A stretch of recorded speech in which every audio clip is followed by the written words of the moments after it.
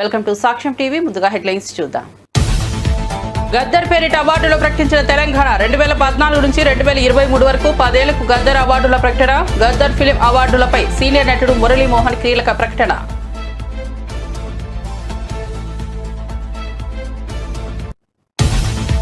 పాట్నా విమానాశ్రయంలో యువ క్రికెటర్ వైభవ్ సూర్యవంశీని కలిశానని మోదీ వెల్లడి. వైభవ్తో పాటు అతని కుటుంబ సభ్యులతో కూడా భేటీ అయ్యానంటూ వివరణ. వైభవ్ భవిష్యత్ ప్రయత్నాలకు నా శుభాశిష్యులంటూ ట్వీట్.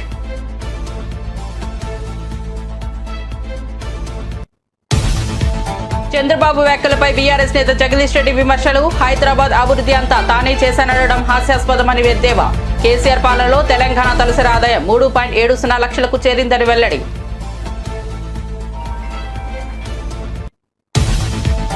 వెన్నుపోటు దినం పోస్టర్ ఆవిష్కరించిన సజ్జల. జూన్ 4న వెన్నుపోటు దినం కార్యక్రమానికి జగన్ పిలుపు. ఏడాదిలో ఎంత విధ్వంసం చేయాలో చంద్రబాబు చూపించారని సజ్జల ఎద్దేవా.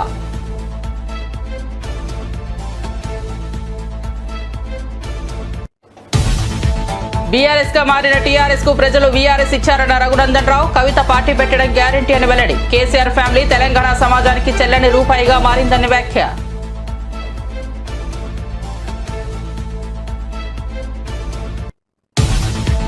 ఆపరేషన్ సింధూర్ ముగియలేదు. పాక్ మరోసారి వస్తే కోలుకునే అవకాశం ఇవ్వమని రాజ్నాథ్ సింగ్ హెచ్చరిక. ఐఎన్ఎస్ విక్రాంత్ ను సందర్శించిన రక్షణ మంత్రి రాజ్నాథ్ సింగ్. ఆపరేషన్ సింధూర్ పై కీలక వ్యాఖ్యలు చేసిన కేంద్ర మంత్రి.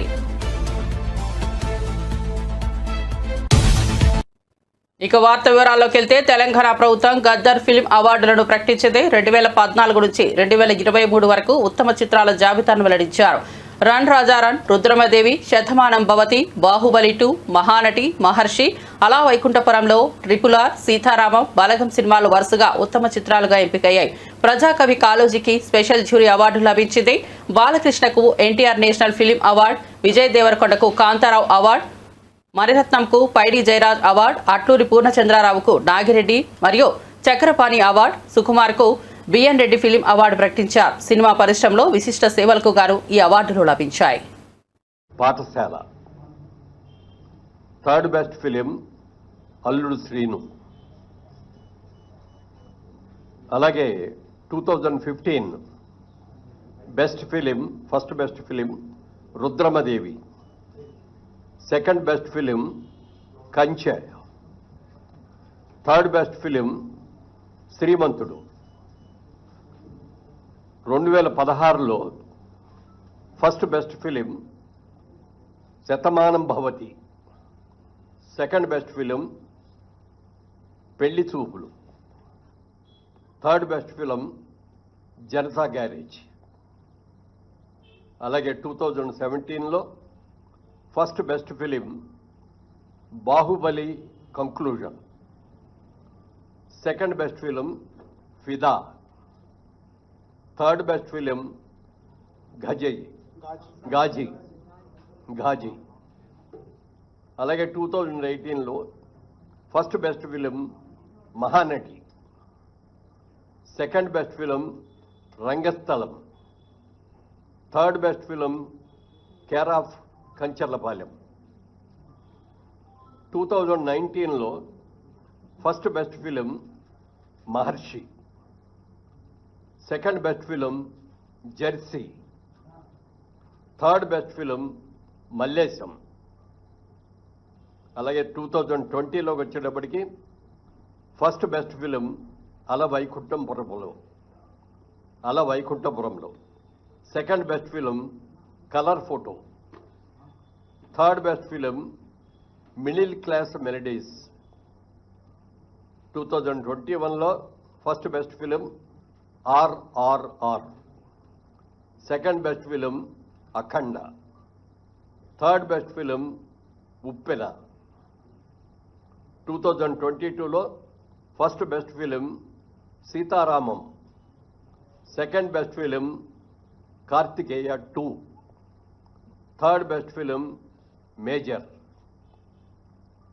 2023 first best film Balagam. Second best film Hanuman. Third best film Bhagavanth Kesari. Special jury award ప్రజాకవి Kaloji. ఇవి సినిమాలకు సంబంధించిన అవార్డులు ఇవి 10 సంవత్సరాలకు గాను. ఇది కాకుండా స్పెషల్ అవార్డ్స్ అని చెప్పి 6 అవార్డులను ఎంపిక చేయడం జరిగింది. ఈ అవార్డులో first award NTR national award. ఇది నందమూరి బాలకృష్ణ గారికి ఎన్టీఆర్ గారి అవార్డు ఇవ్వడం జరిగింది. అలాగే జయరాజ్ గారు, పైడి జయరాజ్ గారు అని మన తెలంగాణ నుంచి వెళ్ళిన వ్యక్తే, హిందీ సినిమాల్లో చాలా సినిమాల్లో హీరోగా యాక్ట్ చేసినట్టు వ్యక్తి. వారి పేరు మీద కూడా మొట్టమొదటిసారిగా పైడి జయరాజ్ ఫిల్మ్ అవార్డు అని చెప్పి ఈ ఇండియన్ ఫిల్మ్ పర్సనాలిటీగా ఆయన్ని ఎంపిక చేయడం జరిగింది. దానికి మణిరత్నం గారికి ఇస్తున్నాం ఈ అవార్డుని. ఇది ఆల్ ఇండియా అవార్డు అండి. ఇది ఏ లాంగ్వేజ్ వాళ్ళైనా ఉండొచ్చు దీంట్లో, అందుకని మణిరత్నం గారికి అది ఇస్తున్నాం. Next BN Reddy film award for Telugu film director Shri Sukumar, ఆయన బెస్ట్ డైరెక్టర్. అలాగే 4లో Nagireddy Chakrapani film award Telugu film producer Atluru Purnachandrarao గారు. అలాగే కాంతారావు గారి పేరును కూడా మొట్టమొదటిసారిగా రేవంత్ రెడ్డి గారు వీరి పేరు మీద కూడా ఒక అవార్డుని ఇవ్వటం జరిగింది. ఆ అవార్డుని విజయ్ దేవరకొండకి కాంతారావు గారు అవార్డు ఇస్తున్నాం. అలాగే రఘుపతి వెంకయ్య ఫిల్మ్ అవార్డు, ఇది అదర్ దాన్ ఫిల్మ్ ఆర్టిస్ట్, అంటే కేటగిరీలో ఫిల్మ్ ఆర్టిస్ట్ కాకుండా అదర్ వాళ్ళకి. దీనిలో ప్రముఖ రచయిత ఎండమూరి వీరేంద్రనాథ్ గారికి ఈ అవార్డు సెలక్షన్ జరిగింది. ఇది అవార్డుల యొక్క వివరాలు. టీడీపీ అధినేత చంద్రబాబు మోసాలను ప్రజల్లో ఎండగడతామని వైఎస్ఆర్సీపీ నేత సజ్జల రామకృష్ణారెడ్డి ప్రకటించారు. జూన్ 4న రాష్ట్ర వ్యాప్తంగా వెన్నుపోటు దినం నిర్వహించనున్నట్టు చెప్పారు. ఈ సందర్భంగా ఆయన ప్రత్యేకంగా రూపొందించిన పోస్టర్ను విడుదల చేశారు. ప్రజల ఓటుకు గౌరవం లేనట్టుగా టీడీపీ వ్యవహరిస్తోందని, ఏడాదిలోనే ప్రజలను మోసం చేసి వెన్నుపోటు పొడిచారని విమర్శించారు. నియోజకవర్గాల్లో ప్రజలతో కలిసి అధికారులకు వినతి పత్రాలు అందజేసే కార్యక్రమాలు నిర్వహించనున్నట్లు తెలిపారు.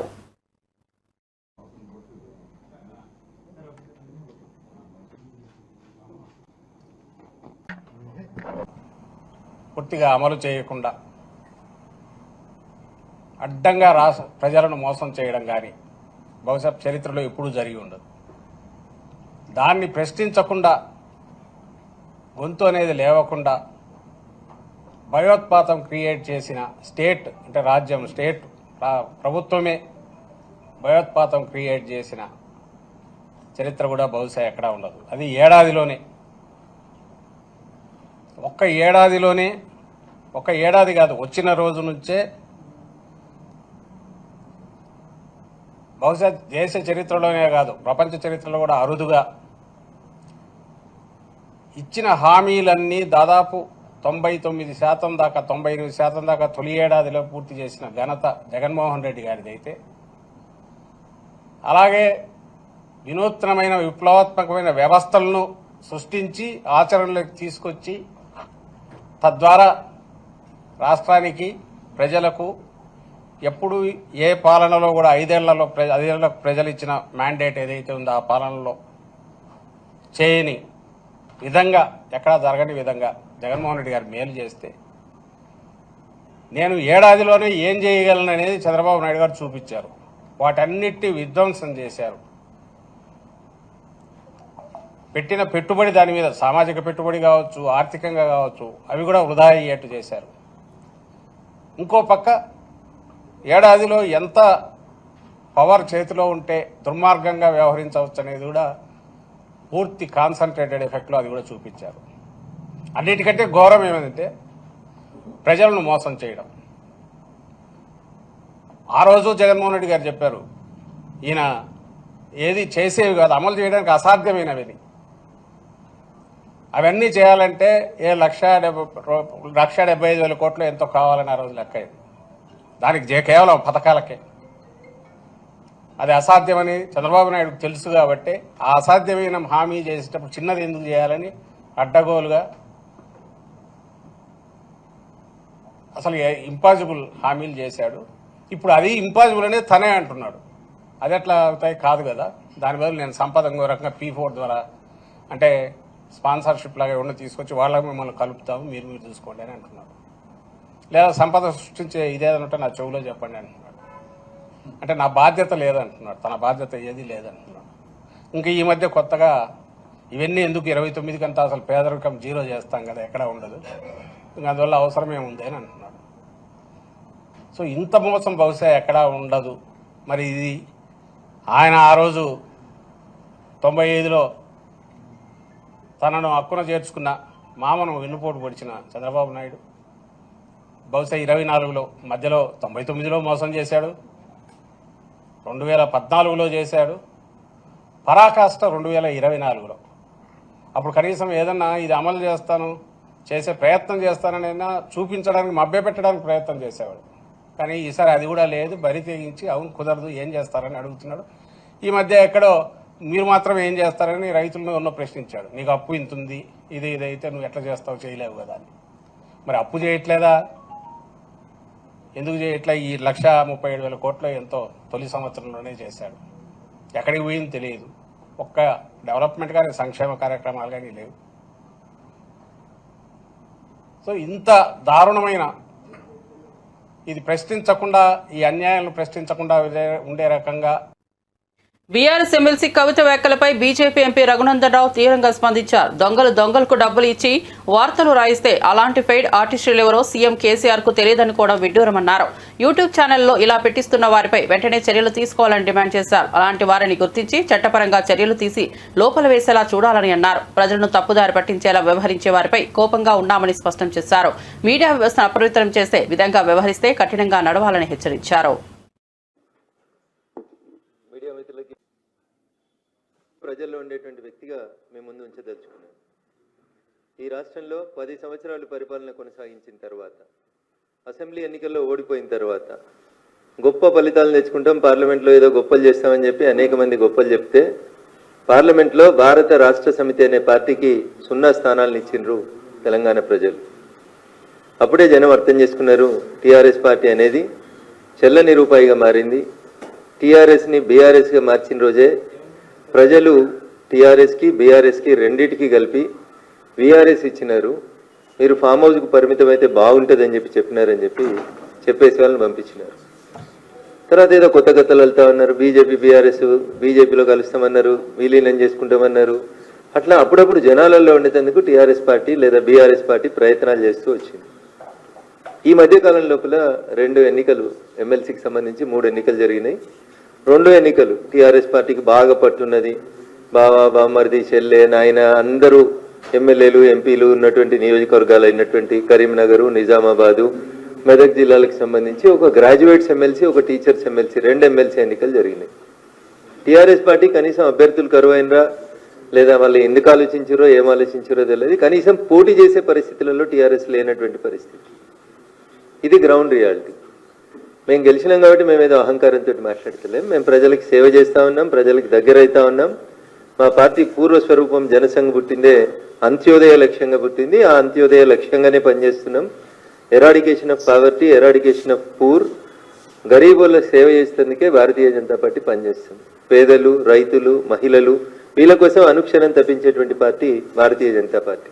ఎవరు అడగకున్నా రైతన్నల కష్టాన్ని దృష్టిలో ఉంచుకొని 3 రోజుల క్రితం జరిగినటువంటి భారత కేబినెట్ గౌరవ ప్రధానమంత్రి నరేంద్ర మోడీ గారి నాయకత్వంలో మళ్ళీ రైతన్నలకు అన్నింటికి కూడా మినిమం సపోర్ట్ ప్రైస్ విషయం లోపల భారత కేబినెట్ ఒక నిర్ణయం తీసుకొని సుమారు 2.5 లక్షల కోట్లు భారత ప్రభుత్వం మీద భారం పడుతుందని తెలిసి కూడా ఎంఎస్పీని పెంచుతూ రైతన్నల్ని ఆదుకోవాలనేటువంటి ఆలోచన కలిగిన పార్టీ భారతీయ జనతా పార్టీ, నరేంద్ర మోడీ గారి నాయకత్వం.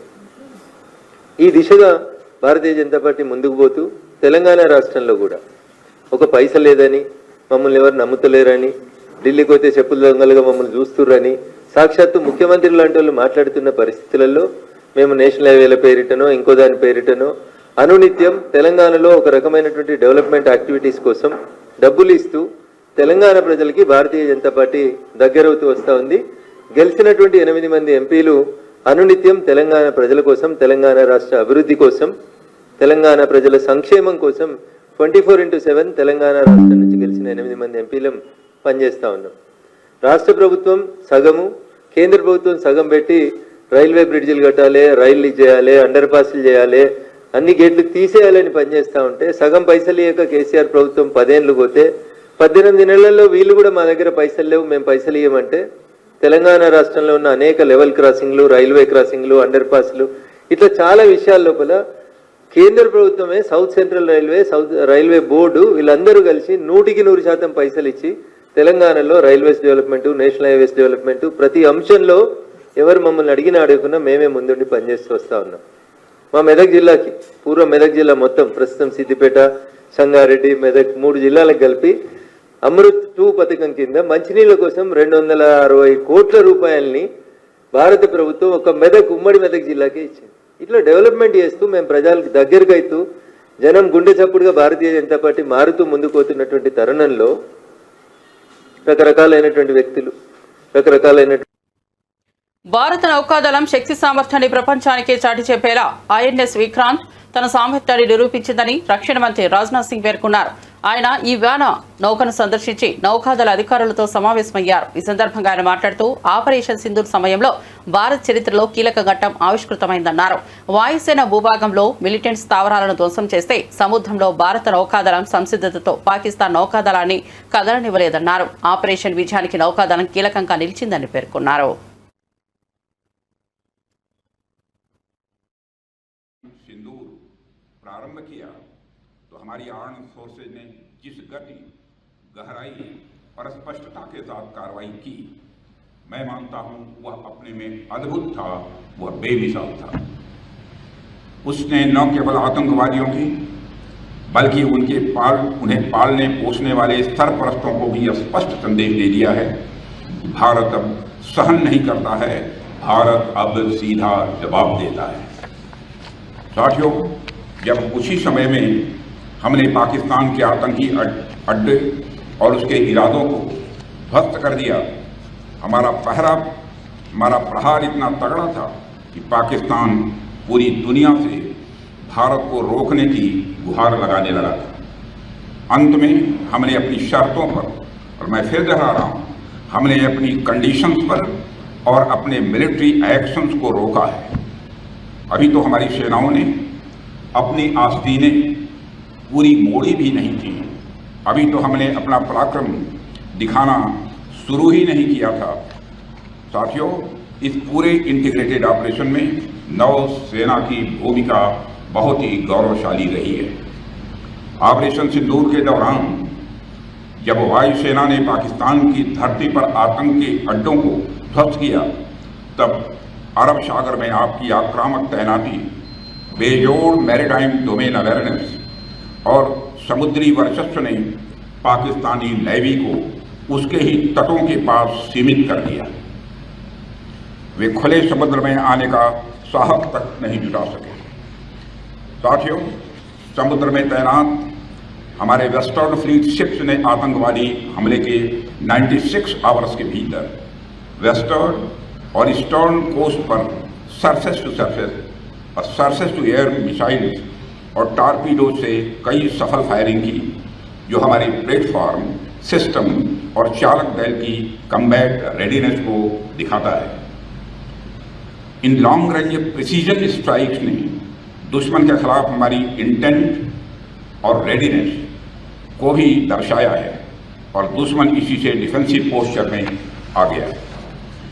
साथियों, हमारी फोर्सेस की फॉरवर्ड डिप्लॉयमेंट के साथ साथ विक्रांत कैरियर बैटल ग्रुप की फोर्सफुल एक्शन ने भी हमारे इरादे और क्षमता का प्रभावी संकेत दिया है। आपकी इस मजबूत तैयारी ने दुश्मन के हौसले को पहले ही पस्त कर दिया। पाकिस्तान के लिए आपकी तैयारी मात्र ही बहुत थी, आपको तो एक्शन की जरूरत ही नहीं पड़ी, आपकी तैयारी से ही दुश्मन सत्ते में आ गया। पाकिस्तान ने इंडियन नेवी की प्रचंड शक्ति, उनकी सैन्य सूझबूझ और विध्वंसक क्षमताओं को न सिर्फ महसूस किया, बल्कि वे उससे भयभीत भी हुए। यह कहना कोई अतिशयोक्ति नहीं होगी कि आपकी मौजूदगी ने दुश्मन की गति को शुरू होने से पहले ही रोक देने में कामयाबी हासिल की। मैं भारतीय नौसेना के प्रत्येक अधिकारी అహ్మదాబాద్ ముంబై మధ్య రానున్న బుల్లెట్ ట్రైన్ పనులు శరవేగంగా సాగుతున్నాయి. జపాన్ సహకారంతో చేపట్టిన ఈ ప్రాజెక్టుకు సంబంధించిన వీడియో సోషల్ మీడియాలో వైరల్ గా మారింది. పనులు పూర్తయితే గంటకు 320 కిలోమీటర్ల వేగంతో పరుగులు పెట్టే ఈ ట్రైన్ కేవలం 2 గంటల్లో గమ్యానికి చేరనుంది. ఇప్పటి వరకు చాలా భాగంలో టన్నెళ్లు, పిల్లర్స్ నిర్మాణం పూర్తయింది. అత్యాధునిక సాంకేతిక పరిజ్ఞానంతో ఈ ప్రాజెక్టును రూపొందిస్తున్నారు. భారత రైల్వే చరిత్రలో ఇది కొత్త అధ్యాయంగా నిలవనుంది. ప్రయాణికుల సౌలభ్యం, వేగవంతమైన రవాణాకు ఇది మైలురాయిగా మారబోతోంది.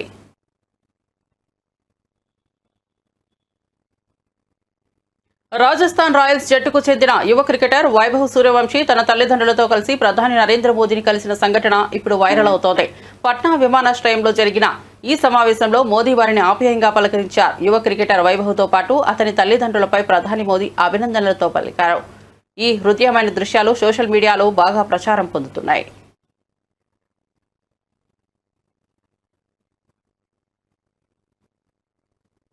ఏపీ సీఎం చంద్రబాబు నాయుడు పరిపాలనపై మాజీ మంత్రి బీఆర్ఎస్ నేత జగదీష్ రెడ్డి ఘాటుగా స్పందించారు. చంద్రబాబు మాటలు వినడం వాస్తవానికి కాదు, కామెడీకి సమానమని సెటైర్లు వేశారు. కానీ పాలన నిజంగా అంత గొప్పదైతే రాష్ట్ర ఆదాయం ఎందుకు పెరగలేదని ప్రశ్నించారు. ఆర్థిక స్థితి మెరుగుపడలేదని, అభివృద్ధి గణాంకాలు వెనకబడుతున్నాయని విమర్శించారు. మేనిఫెస్టోలో చెప్పిన అభివృద్ధి వాగ్దానాలు కేవలం మాటలకే పరిమితమయ్యాయని ఆయన ఎద్దేవా చేశారు. చంద్రబాబు తీరుపై బీఆర్ఎస్ వర్గాల నుంచి సెటైర్లు ముదురుతున్నాయి. ఇవాళ భారతదేశంలో తెలంగాణ తలసరి ఆదాయం నెంబర్ 1 ఉంది.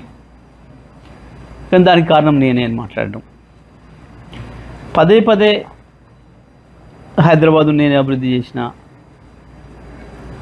సరే ఇవి చెత్త మాటలు లేని కొట్టేద్దామని అనిపిస్తుంది. కానీ ఒక అబద్ధాన్ని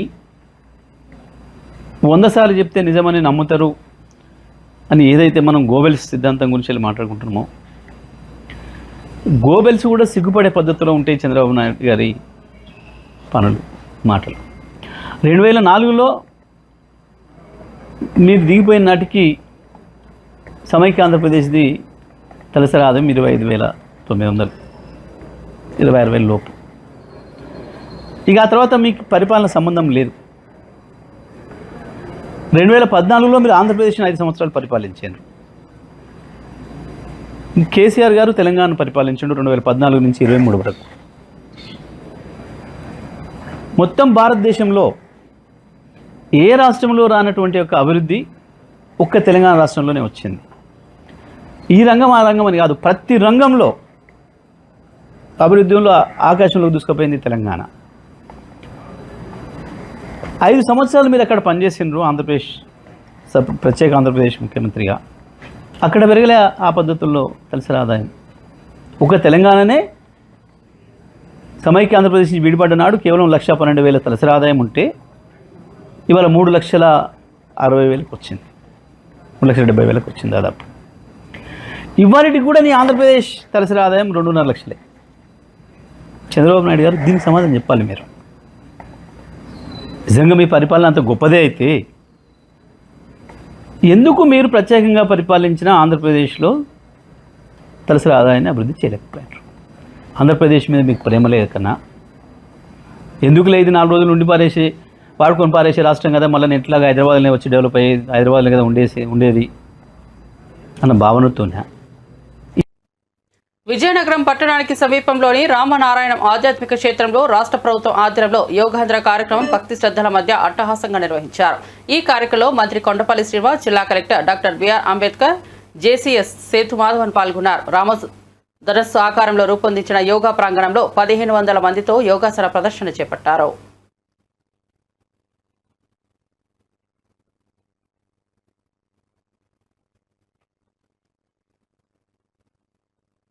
తిరుమల శ్రీ వెంకటేశ్వర స్వామిని ఏపీ డీజీపీ హరీష్ కుమార్ గుప్తా అభిషేక సేవలో కుటుంబ సమేతంగా దర్శించుకున్నారు. శ్రీవారి సన్నిధిలో మొక్కులు చెల్లించుకున్న ఆయనకు దర్శనానంతరం రంగనాయకుల మండపంలో వేద పండితులు ఆశీర్వచనం చేశారు.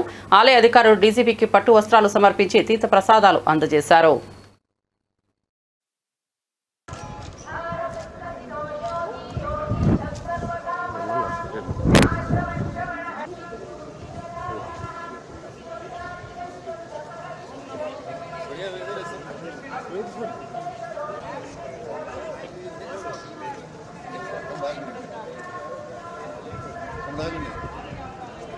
ఇక్కడ బండి ఎక్కింది.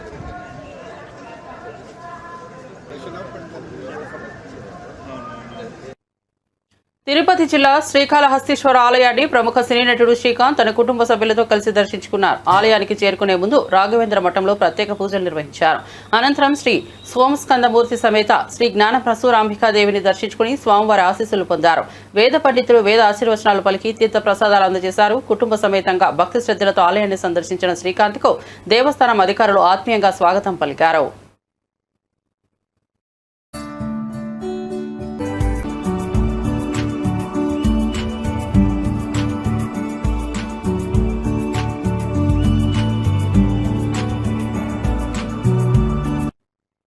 నైరుతి రుతుపవనాల ప్రభావంతో కడప జిల్లాలో వర్షాలు బాగా కురుస్తున్నాయి. ఉదయం నుంచి నల్లటి మేఘాలు ఆకాశాన్ని కమ్మేయడంతో వాతావరణం ఒక్కసారిగా చల్లబడింది.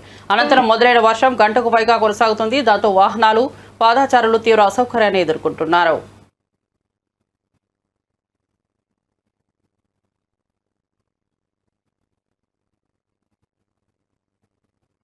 రెడ్ బుక్ పాలనతో రాష్ట్రాన్ని చిగురుటాకులా వణికిస్తున్న కూటమి నేతలు మహానాడులో చెప్పిన వారిని అబద్ధాలనని మాజీ ఎమ్మెల్యే అలజంగి జోగారావు తీవ్రంగా విరుచుకుపడ్డారు. దళిత సంక్షేమానికి వేల కోట్లు ఖర్చు చేస్తున్నామంటూ డబ్బా కొట్టిన తెనాలిలో దళిత యువకులను రోడ్డు మీద చిత్రహింసలు పెట్టిన ఘటనపై ఒక్క మాట మాట్లాడలేదని ఆగ్రహం వ్యక్తం చేశారు. చంద్రబాబు చెప్పేది ఒకటి, చేసేది మరొకటి అని ఆరోపించారు. ప్రజాస్వామ్యం న్యాయ వ్యవస్థాన్ని నిర్వీర్యం చేస్తున్న చంద్రబాబు పాలనకు ప్రజలు తగిన బుద్ధి చెప్తారని ధీమా వ్యక్తం చేశారు. నారా చంద్రబాబు నాయుడు మరియు కుమారుడు నారా లోకేష్ నిన్న జరిగిన మహానాడులో మరి ముఖ్యంగా దళిత సంక్షేమానికి 40,000 కోట్ల రూపాయల ఖర్చు పెట్టామని గొప్పలు చెప్పుకున్న తెలుగుదేశం పార్టీ నాయకులు ఈరోజు తెనాల్లో జరిగే 3 దళిత మరియు మైనారిటీ యువకులపై వరటికి ప్రయోగించి మానవ హక్కులను ఉల్లంఘించిన వైనాన్ని ఈ తెలుగుదేశం ప్రభుత్వం, ఈ ఎన్డీఏ కూటమి గుర్తు రాకపోవడం నిజంగా శోచనీయం. ఈ రాష్ట్రంలో ఉండే బడుగు బలహీన వర్గాలకి, నిమ్న జాతులకి, అట్టడిగ వర్గాలకి మరి ముఖ్యంగా దళితుడికి రక్షణ లేకుండా పోయింది.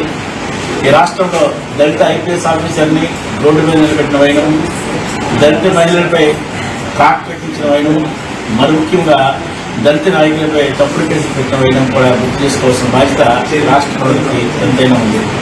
ఈ రాష్ట్రంలో చంద్రబాబు నాయుడు గతంలో అయితే దళితులు ఎవరైనా సరే దళితులుగా పుట్టాలని కోరుకుంటారా? అలాగే ఈ రాష్ట్రంలో దళితులు ఏమో శుభ్రంగా ఉండడం మంత్రి అనే సందర్భం కూడా ఉంది. అటువంటి నాయకులు ఈరోజు దళిత సంక్షేమానికి పెద్దపీట వేసామని చెప్పి ఈరోజు గొప్పలు చెప్పుకున్న మహానాడులో గొప్పలు చెప్పుకున్న తెలుగుదేశం పార్టీ నాయకులకి ఈరోజు సూటిగా చెప్తున్నాం. దళితులను మీరు ఎంత అణచివేసినా, ఎంత ఇబ్బంది పెట్టినా, వాళ్ళపై ఎటువంటి కక్షాలు చర్యలు తీసుకున్నా మేమైతే సూటిగా ఒక మాట చెప్తున్నాం.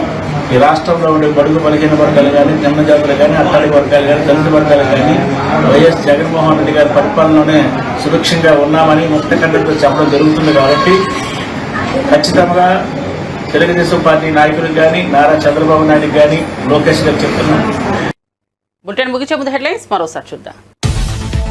గద్దర్ పేరిట అవార్డులు ప్రకటించిన తెలంగాణ 2014 నుంచి 2023 వరకు 10 ఏళ్లకు గద్దర్ అవార్డుల ప్రకటన. గద్దర్ ఫిలిం అవార్డులపై సీనియర్ నటుడు మురళీమోహన్ కీలక ప్రకటన.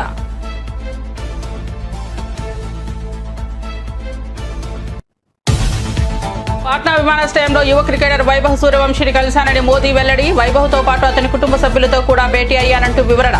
వైభవ్ భవిష్యత్ ప్రయత్నాలకు నా శుభాశిష్యులంటూ ట్వీట్.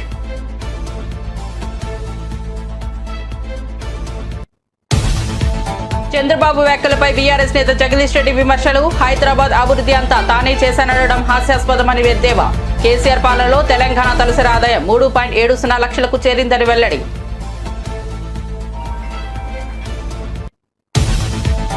వెన్నుపోటు దినం పోస్టర్ ఆవిష్కరించిన సజ్జల. జూన్ 4న వెన్నుపోటు దినం కార్యక్రమానికి జగన్ పిలుపు. ఏడాదిలో ఎంత విధ్వంసం చేయాలో చంద్రబాబు చూపించారని సజ్జల ఎద్దేవా.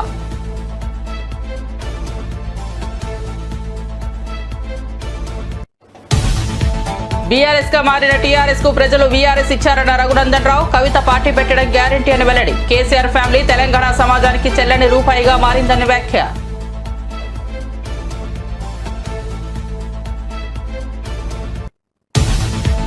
ఆపరేషన్ సింధూర్ ముగియలేదు. పాక్ మరోసారి వస్తే కోలుకునే అవకాశం ఇవ్వమని రాజ్నాథ్ సింగ్ హెచ్చరిక. ఐఎన్ఎస్ విక్రాంత్ ను సందర్శించిన రక్షణ మంత్రి రాజ్నాథ్ సింగ్. ఆపరేషన్ సింధూర్ పై కీలక వ్యాఖ్యలు చేసిన కేంద్ర మంత్రి. మరిన్ని అప్డేట్స్ కోసం చూస్తూనే ఉండండి సాక్ష్యం టీవీ.